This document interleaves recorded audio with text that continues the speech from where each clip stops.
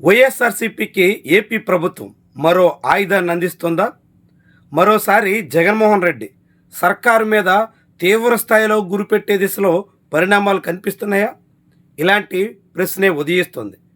తాజాగా ఆంధ్రప్రదేశ్లో ఆక్వా సాగుదారుల మీద ఫీడ్ కంపెనీలు, వ్యాపారులు పెద్ద స్థాయిలో బండ వేస్తున్నారు. భారీ మొత్తంలో ధరలు పెంచుతున్నారు.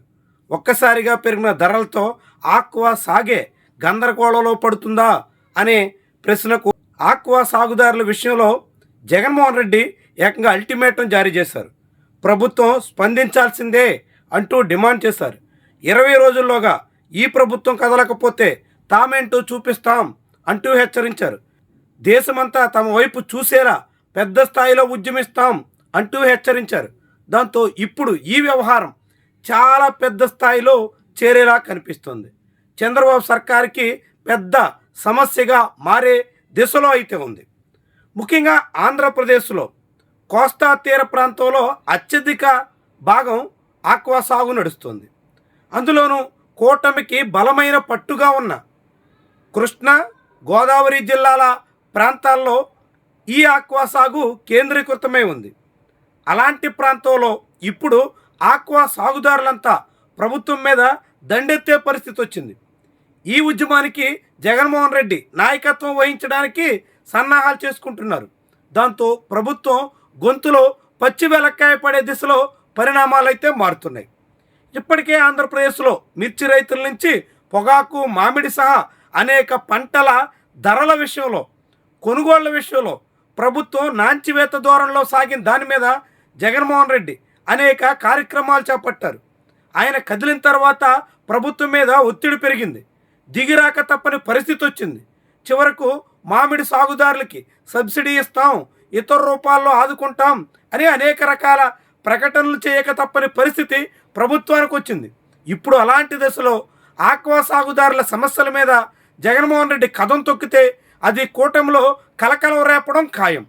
పైగా కూటమి పార్టీలు బలంగా ఉన్న డాక్టర్ బిఆర్ అంబేద్కర్ కోనసీమ, కాకినాడ, పశ్చిమ గోదావరి, కృష్ణా, బాపట్ల, నెల్లూరు ఇలాంటి జిల్లాల్లో ఆక్వా ఎక్కువగా సాగుతున్న తరుణంలో ఆ ప్రాంతంలోనే రైతుల్లో రాజుకున్న వేడి విపక్షానికి ఆయుధంగా మారితే అది కూటమినే దహించేసే పరిస్థితి వస్తుందన్న ఆందోళన అయితే మొదలైంది. ఈ తరుణంలో చంద్రబాబు ప్రభుత్వం ఆక్వా ఫీడ్ ధర పెరగకుండా నియంత్రించక తప్పని పరిస్థితి అయితే వచ్చేసింది.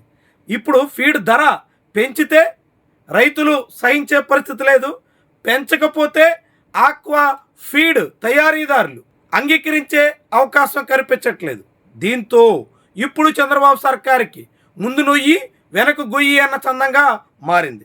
ఈ క్రమంలోనే రైతులతో చర్చల పేరుతో 1-2 పర్యాయాలు పెద్ద తొంతు అయితే నడిచింది, కానీ సమస్య అయితే కొలిక్కి రాలేదు. ఆ క్రమంలోనే ఫీడ్ ధరలు తయారీ యూనిట్ల నుంచి వ్యాపారుల వరకు అంతా అమాంతంగా పెంచేశారు. దాని మీద ఆక్వా రైతులంతా విపక్ష వైఎస్ఆర్సీపీ నేతతో భేటీ అయ్యారు. జగన్మోహన్ రెడ్డి 20 రోజుల పాటు అల్టిమేటం ఇచ్చారు. ఈ గడువులోగా ఆక్వా ఫీడ్ ధరల పెంపుదల పూర్తిగా ఉపసంహరించుకోకపోతే ఉద్యమాన్ని తీవ్రతరం చేస్తామని హెచ్చరించారు. దాంతో ఇప్పుడు ఈ వ్యవహారం ముదురుతోందని చెప్పొచ్చు. అది కూటమికి పట్టున్న ప్రాంతాల్లో కావడంతో మరింత వేడి పుట్టించే విషయంగా భావించాల్సి ఉంటుంది. రాజకీయంగా చంద్రబాబు సర్కార్కి ఇది చాలా పెద్ద స్థాయిలో సమస్యగా మారేందుకు ఆస్కారం అయితే కనిపిస్తుంది. మరి ఇలాంటి అస్త్రాలు జగన్మోహన్ రెడ్డికి అందించిన తర్వాత ఆయన దాన్ని సద్వినియోగం చేసుకుంటే మాత్రం కూటమికి చాలా పెద్ద గుదిబండగా మారే దిశలో అయితే పరిణామాలు ఉండబోతున్నాయి. మరి ఎలా మారుతుంది?